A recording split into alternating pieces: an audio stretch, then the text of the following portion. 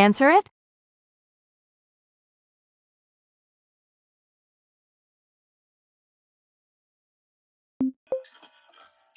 If I am to fix this property and bring these two houses to code, which is this unit right here, I would need to be able to occupy the space because as of currently, I don't have anywhere to go. So this is essentially what the city is putting me into. They are putting me into a corner. They're trying to make it look like they're being cooperative, when in reality, what they're doing is getting me to agree to the violations while also being forced to make the home bigger than what I'm required to do. Even though I own the property, I still cannot build the home smaller than 400 square feet. In this ward, I'm required to have it bigger than 400 square feet, which means I would have to hire a contractor to do the foundations of the home. I would have to hire a contractor to do electrical and electrical footings. I'd have to hire a contractor to do the plumbing and, of course, the sewage. All of those things in place would be at least $50,000, which unfortunately I don't have, and I will not ask my followers to support for that amount either. I will not create a GoFundMe for that. I think that's an astronomical amount of money that burdens me, that burdens my followers, that burdens my friends, my family. I will not do that. My request to the city is that I am going to build a 118 square foot home, because if I had the privilege of building that home on a different ward, I would be able to do so. The only reason I can't do it on this ward is because Sean Gregory has a tiny house crematorium that is 400 square feet. Now, we do have some side pivoting points in this exact case, and I'm going to explain to you how that is going to work. Number one, if I go before that hearing on Monday at 9:30, I can negotiate terms. I can get the city to admit to fault in some way, basically have a bait and switch conversation. If the city wants to negotiate the permitting aspect, I can basically go there and say, hey, actually, I'm not here to have a conversation on permitting, but rather a variance. So I could go in there with the mindset that they're going to have, which is for me to have an argument about, the permitting, but instead I'm going to go there and say, actually, I'm here to have a conversation about variance so that you can allow me to live like this on my property. If the city decides that they are not prepared to have a conversations on variance, I can again use that as my evidence inside of my federal case and say, Your Honor, the city made a false attempt to obtain a confession from me on this day at this time. I requested to have a variance for my specific property to allow me to live and practice my faith. They decided against it. So they didn't make good faith effort. They tried to manipulate that effort. So what I'm going to do here is I'm going to do a bait and switch on this case. I'm not going to allow them to have a conversation on the permitting aspect. If they do, and I come to the conclusion that they can, and they're willing to create a variance, then we've won this battle halfway through. Ultimately, what we would be doing at that point in time is saying, hey, the city has agreed to allow me to build a 1-bedroom, 1-bathroom tiny house on my property. And the good news there is I'd be able to live in it while it's being worked on. This means I'd be able to go home the same day on Monday and be able to work on that property and make it up to date. But what they're not going to know, I'm going to continue to make it off grid. I'm going to continue to make it compliant so that if they argue it again in the next hearing, I can say, Your Honor, the building is up to code and allow me to continue to stay here. So all of this is still underway. We currently have a federal order protecting the pod, but it is not granted yet. That is going to take about 30 to 40 days. This special order has been filed in the federal court, not in the Sangamon County Circuit Court. And if approved, will supersede the judge's orders that were granted on the 22nd of July, effectively saying the city was allowed to evict me, but the federal judge has allowed me to stay. This is called a preliminary injunction in the federal clause, which we argued earlier. Since I filed that paperwork, I received a phone call from an attorney at the city level requesting that my presence for a meeting. They are trying to negotiate this so that they can look good in court. They can say, well, we asked him to come in, we gave him an offer is what they're going to say, and we are trying to work with him on this issue, but he has refused, which is simply not true. So instead, what they're trying to do, and I see what they're trying to do, they're trying to make this look like they're giving me an option to fix the issues. But here's the problem. There is no issues because I didn't violate any code. If I go into that meeting and I try to acknowledge the violations, they can use that in the federal case as well as the local level. So we are not going to fall for this trick. I'm going to tell them if it's not going to be with Sean Gregory, I will not participate in that meeting. So with that being said, this is a critical update in this case because the city is making their first attempt and point of contact to get me to compliance. This is a compliance phone call, not a civil rights phone call. This is not them saying, hey, Mr. Lexus, we want to give you an offer for your $1 million lawsuit. Instead, what they're saying is, oh, hey, Mr. Lexus, if we can convince you to come in to have a chit chat with us regarding permitting, we might give you special or temporary occupancy to stay there while you fix the issue. In other words, you're still going to be required to build a home bigger than 400 square feet. You're not going to be able to build a 118 square foot home, which even though would be the minimum requirements to meet their zoning codes. Because a bedroom is 72 square feet, I could build a bedroom that's 8 by 10. That's literally 80. If I need to have a private bathroom, I can build a 4 by 4. That's 16 square feet. I already have 32 square feet already on the existing model. So all I would have to do is build a bedroom in the back and a bathroom in the front of the unit to be in fully compliant mode. But in order for me to do that, I would have to obtain permission from the city to re-enter my home. This would require a special occupancy permit. And in order for me to get that permit, I have to attend this meeting. So I'm basically being put in a trap.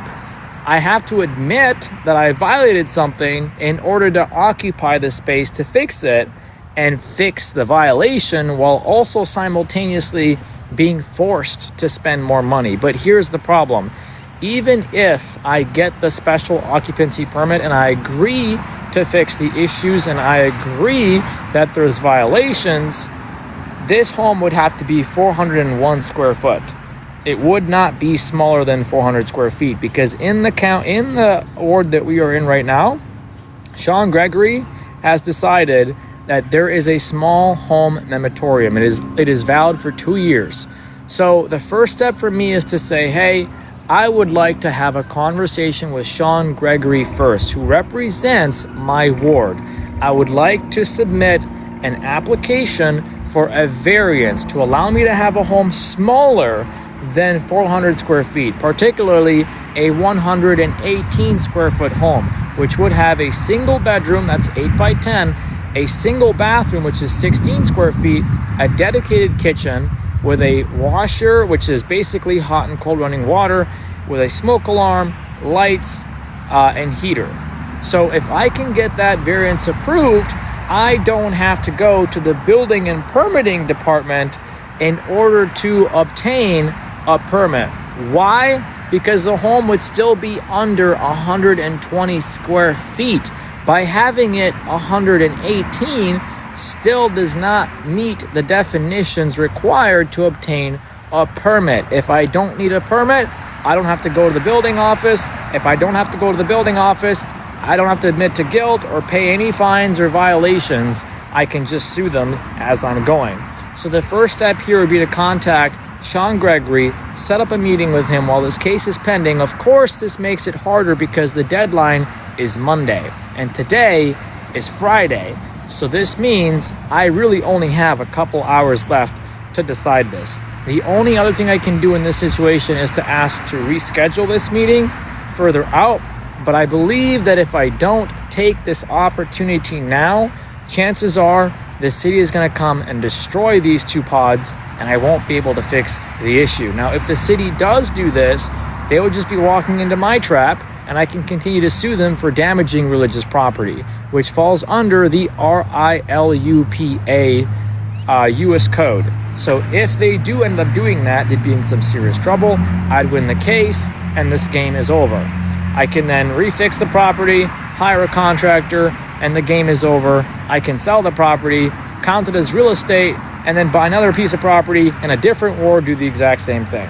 So that would be the backbone of this case. Now, legally speaking, if I chose not to have any further conversations with the attorney on Monday, just remember, we have a federal TRO in place. This is a temporary restraining order preventing the city access to the pod and granting me access to the pod while the case is still ongoing.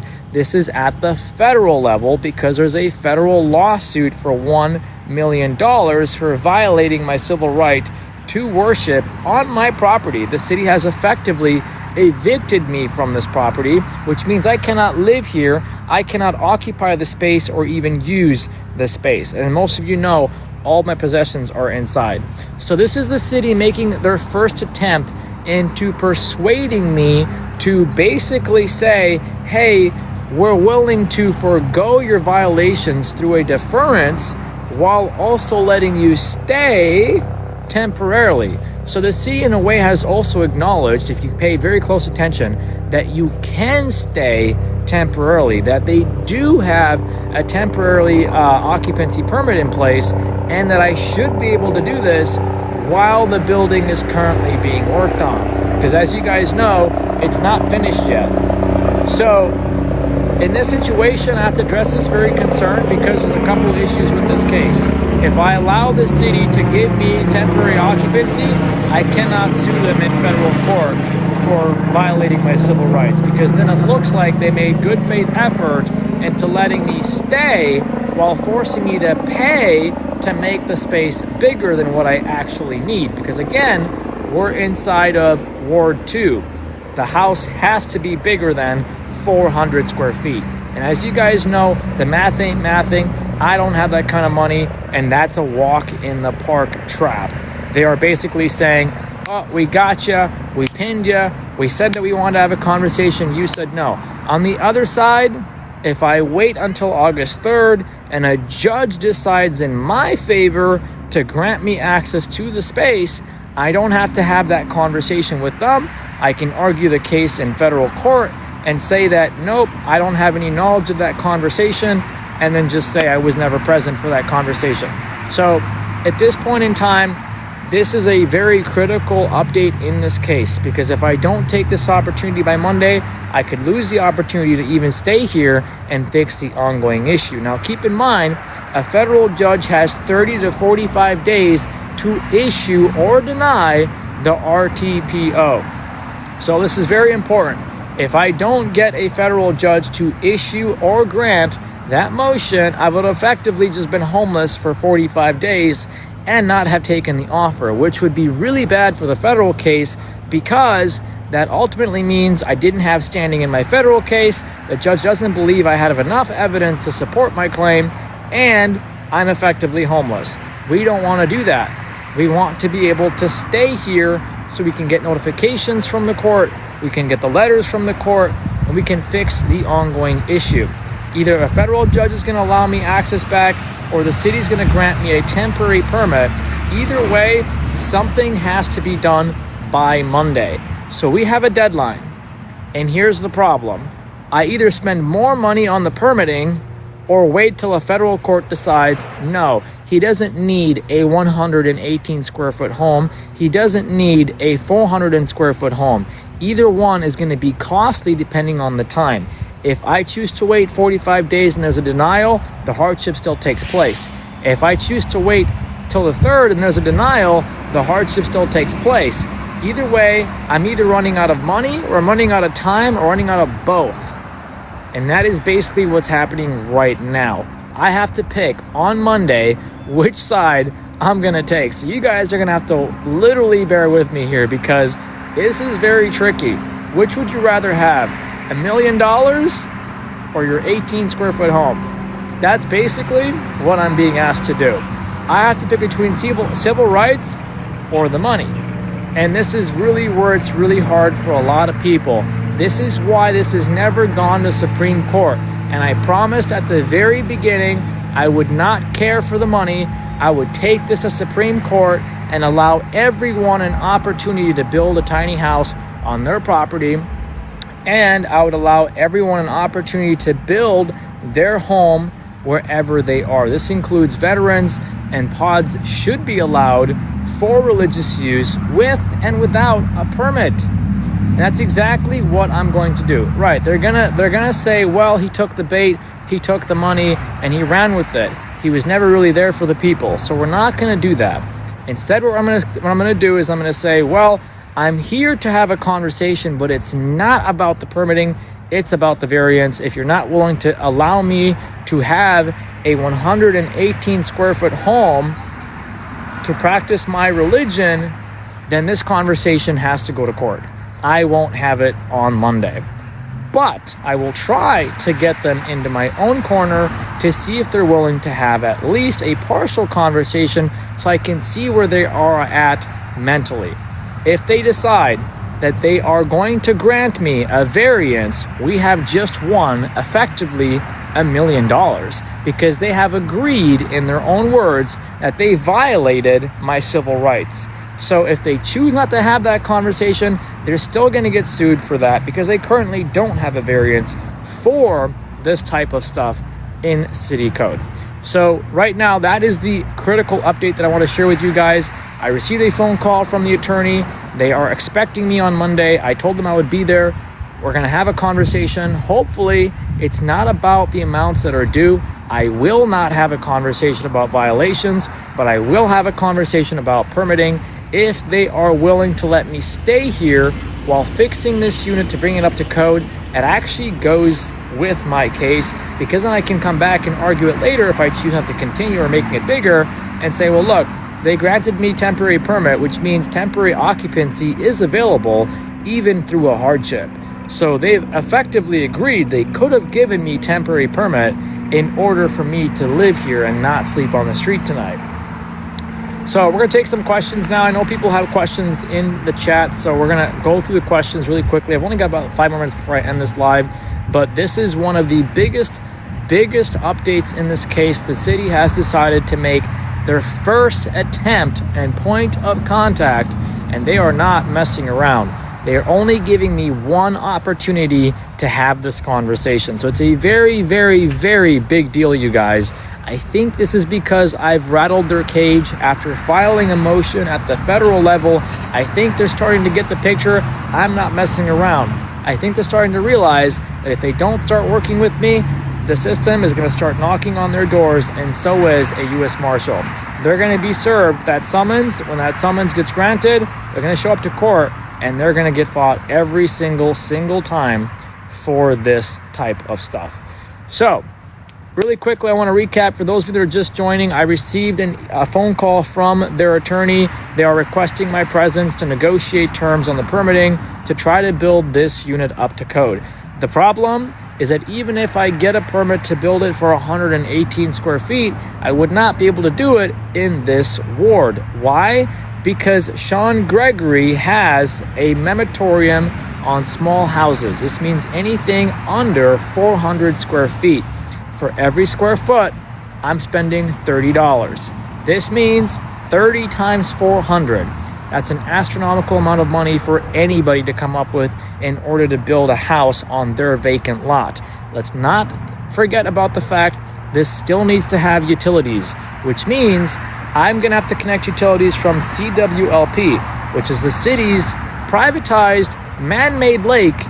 And right now, the city of Springfield has acknowledged that they have a 9,000 resident water line issue.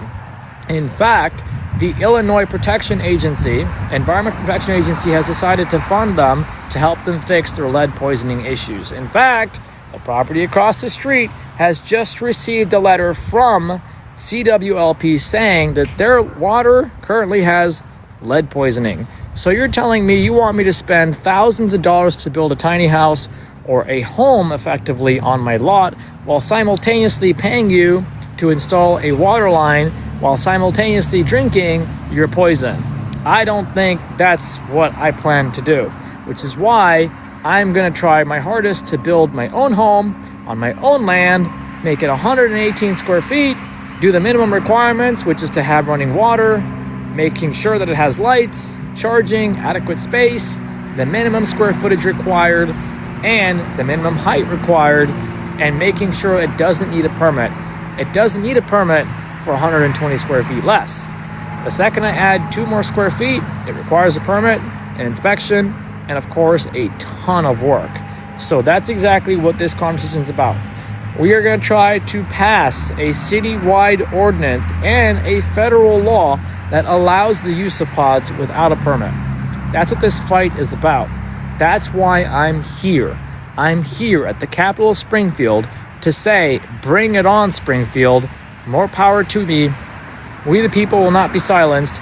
I'm going to continue to push back to have people housed, even if I'm the one on the street, which quite literally I am. I'm suffering right now, but I'm focusing on bringing you guys back your homes, and I'm making sure that these corrupt politicians never stepped foot into your pockets or into your banks. If you want to support me in this live, go to link in the bio. There's a GoFundMe there. Help me fight Springfield and reuniting veterans back into their homes. Help me fight Springfield and reuniting all the people that are currently homeless and giving them a second chance to come back and restore this community. If you guys want to follow up on this case, there is currently 3 cases involved. I'm currently suing the city of Springfield for $1 million at the federal level. That case is public. Simply go to google.com, type in Colton Lexus versus City of Springfield. You're going to find the information you need right there. The second case is I'm going after CWLP for $1,800. Why? CWLP is the city's water, lights, and power company. They own their own man-made lake, and they are trying to give the city of Springfield's residents basically lead-poisoned water, which they admitted would take 21 years to fix and to solve. By the way, if you haven't gotten a letter, more than likely in the next coming month, you will. And that's only special thanks to the USPS people who deliver your daily mail. Huge shout outs to USPS and everybody out there who is making sure that people are actually being notified. Also, number 3, I am suing, and I'm going to sue, Sean Gregory for even having this mematorium. There is no reason for why there is a 400 square foot mematorium on small houses. This creates an unfair, competitive advantage over everyone else who lives in a different ward. This raises the cost of living as well as raises the cost of property taxes in this block. There is absolutely no reason why anyone should have to live in a living by yourself. So that is exactly what we are going to do. We are going to go ahead and talk to Sean Gregory immediately.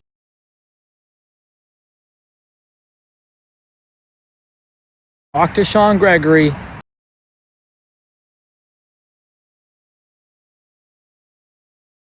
Are you aware that I'm currently homeless? How do you feel about the fact that you have allowed for me to be homeless because I can't have this tiny house in my own backyard, in my own lot that I have rightfully paid for, that has 0 money due on taxes?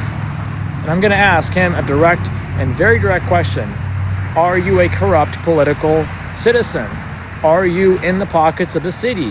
Have you taken money from people who have bigger homes?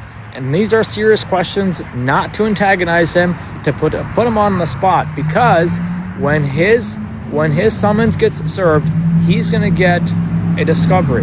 That discovery will allow me to see how much money he has in his bank account, because I believe that he is corrupt, and I believe that he's doing this intentionally to take money from people.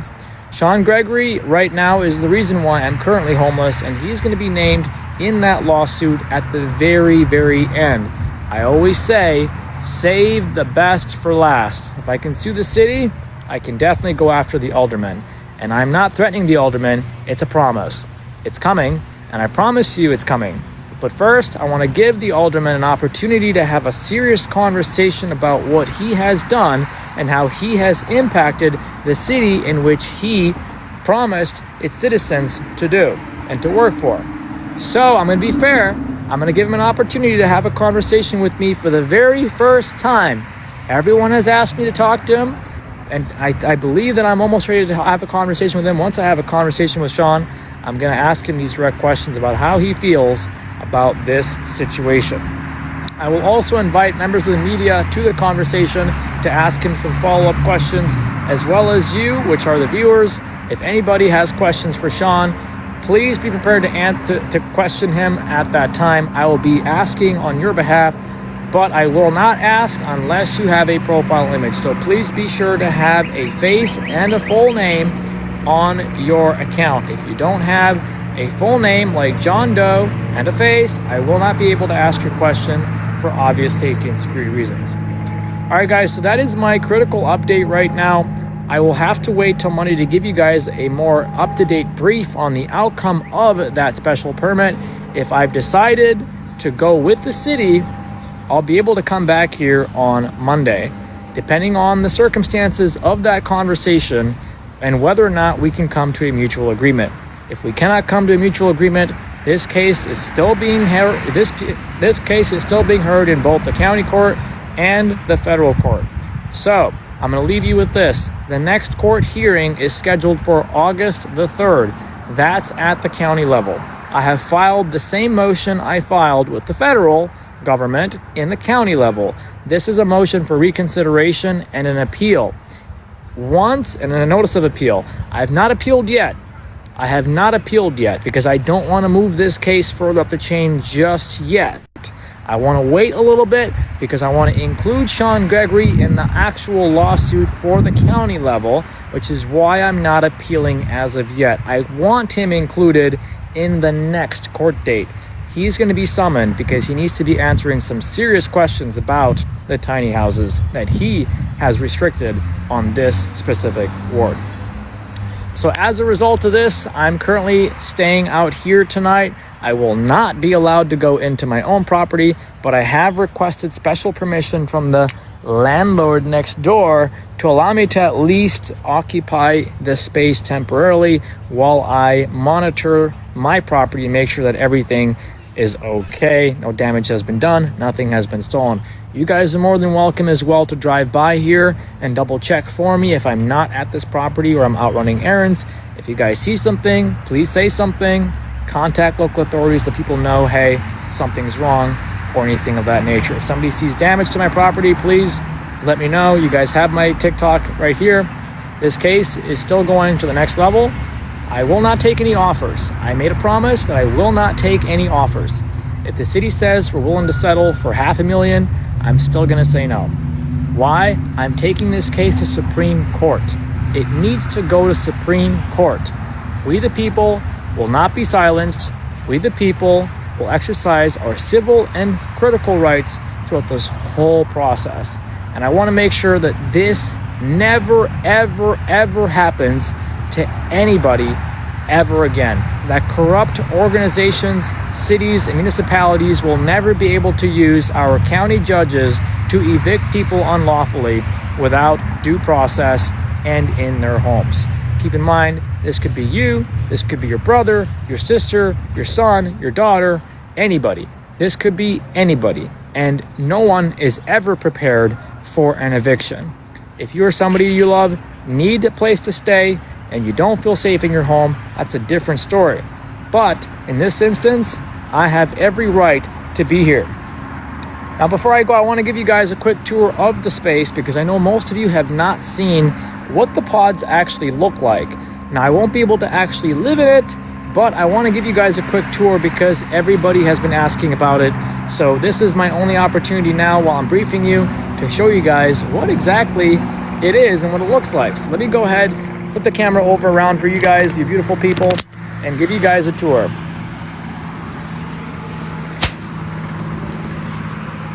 All right, everybody, so this is gonna be the pod over here. I know it's not much to look at, it's pretty small.